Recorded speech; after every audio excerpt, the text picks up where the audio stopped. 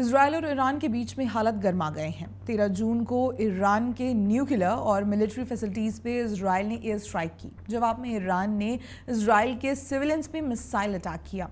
लेकिन गौर करने वाली बात ये थी कि हालांकि इजरायली डिफेंस सिस्टम ने काफ़ी सारी मिसाइल्स को इंटरसेप्ट कर लिया, लेकिन फिर भी many missiles did hit Israeli ground.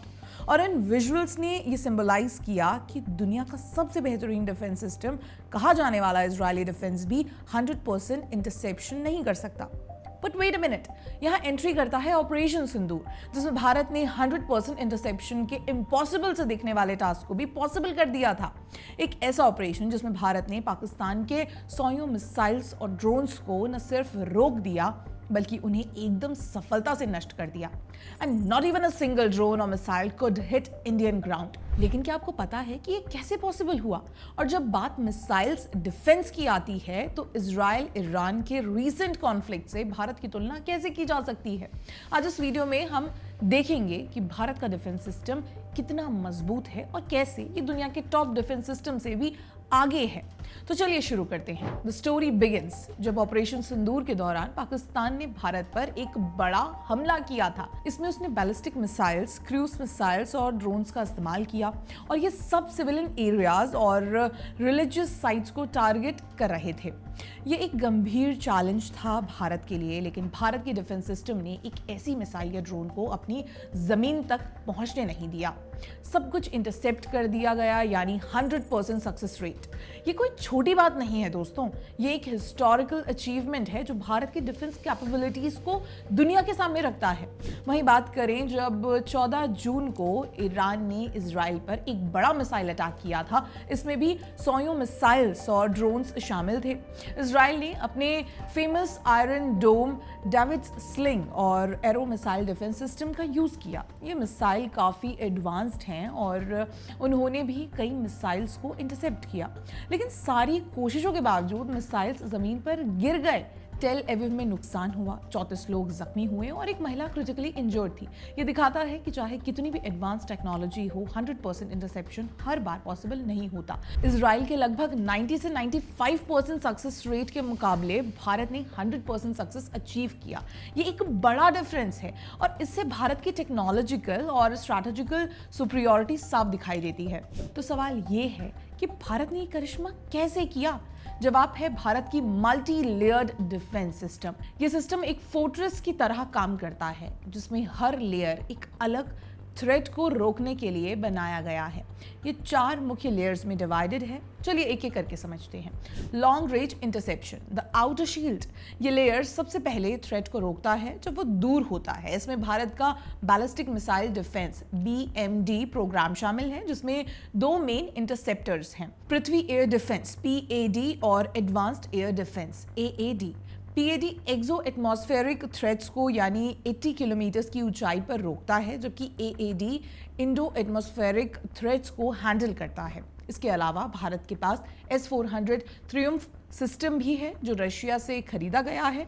ये 400 किलोमीटर दूर तक के टारगेट को एंगेज कर सकता है। ऑपरेशन सिंदूर में S-400 ने पाकिस्तानी बैलिस्टिक मिसाइल्स को पहली ही लाइन में इंटरसेप्ट कर दिया था। Intermediate interception, the middle wall. ये लेयर मीडियम रेंज थ्रेट्स के लिए है, जैसे क्रूज मिसाइल्स या फाइटर जेट्स। इसमें है ब्राक 8 मिसाइल सिस्टम जो भारत ने इजराइल के साथ मिलकर डेवलप किया है। ये सिस्टम 70 किलोमीटर तक के थ्रेट को रोक सकता है, चाहे वो एयरक्राफ्ट हो, ड्रोन हो या मिसाइल्स। ऑपरेशन सिंदूर में ब्राक 8 ने पाकिस्तान की फतेह 2 मिसाइल को सिरसा के पास रोक दिया और ये एक परफेक्ट एग्जाम्पल है इसकी कैपेबिलिटी का। Short range interception, the inner defence. ये लेयर क्लोजर थ्रेट के लिए डिजाइन किया गया है, जैसे फाइटर जेट्स, हेलीकॉप्टर्स या ड्रोन्स। इसमें भारत का स्वदेशी आकाश मिसाइल सिस्टम आता है। ये 25 किलोमीटर के रेंज में काम करता है और बहुत ही एक्यूरेट है। ऑपरेशन सिंदूर के दौरान आकाश ने कई पाकिस्तानी ड्रोन को न्यूट्रलाइज किया और इसमें भारत की इंडिजिनियस टेक्नोलॉजी की ताकत दिखाई। Very short range interception, the last stand. ये लेयर पॉइंट डिफेंस के लिए है जो लो फ्लाइंग थ्रेट्स को रोकता है। इसमें MANPADS man portable air defence system है, जैसे लगला और स्ट्रिंगर, और एंटी एयरक्राफ्ट गन्स जैसे L-70 और Zu-23 2B शामिल है। ऑपरेशन सिंदूर में इन सिस्टम्स ने छोटे ड्रोन्स और लो एल्टीट्यूड थ्रेट्स को हैंडल किया और एक भी थ्रेट को पेनिट्रेट नहीं होने दिया। अब ये मल्टी लेयर्ड सिस्टम्स तो है ही, लेकिन क्या आपको पता है कि भारत की असली ताकत क्या है? वो है उसकी इंडिजिनस टेक्नोलॉजी। आकाश मिसाइल सिस्टम, आकाश तीर कमांड एंड कंट्रोल नेटवर्क और BMD प्रोग्राम का बड़ा हिस्सा, ये सब भारत में ही बनाए गए हैं। आकाश तीर एक ऐसा सिस्टम है जो रियल टाइम में थ्रेट्स को ट्रैक करता है और डिफेंस को कोऑर्डिनेट करता है। ऑपरेशन सिंदूर में इसने 100% किल रेट अचीव किया पाकिस्तानी ड्रोन्स के अगेंस्ट। ये दिखाता है कि भारत अब डिफेंस में सेल्फ रिलियंट बन रहा है और ये एक बड़ा गेम चेंजर है। ये सक्सेस सिर्फ टेक्नोलॉजिकल नहीं बल्कि स्ट्रैटेजिक भी है। भारत ने ऑपरेशन सिंदूर के थ्रू ये साबित कर दिया कि वो अपने सिविलियंस, अपने रिलीजियस साइट्स और अपनी सॉवरेनिटी को प्रोटेक्ट कर सकता है, चाहे कितना भी बड़ा हमला क्यों ना हो। ये एक स्ट्रॉन्ग मैसेज है पाकिस्तान के लिए और साथ ही साथ दुनिया के लिए भी कि भारत की डिफेंस कैपेबिलिटीज को अब अंडरएस्टिमेट नहीं किया जा सकता। कुछ लोग कह सकते हैं कि इजराइल की आयरन डोम या एरो सिस्टम भारत से ज़्यादा एडवांस्ड हैं, लेकिन फैक्ट्स को देखें तो इजराइल के सिस्टम ने ईरान के अटैक में लीकेज दिखाया, जबकि भारत ने जीरो लीकेज के साथ 100% इंटरसेप्शन किया। ये सुपीरियॉरिटी टेक्नोलॉजी के साथ साथ कोऑर्डिनेशन और स्ट्रैटेजी की भी है। तो दोस्तों, ये सिर्फ मॉडर्न मशीन्स की बात नहीं है, ये भारत के साइंटिस्ट की मेहनत, सोल्जर्स की ब्रेवरी और एक स्ट्रॉन्ग स्ट्रैटेजी का रिजल्ट है। अगर आपको ये वीडियो पसंद आया तो इसे लाइक और शेयर करना ना भूलें।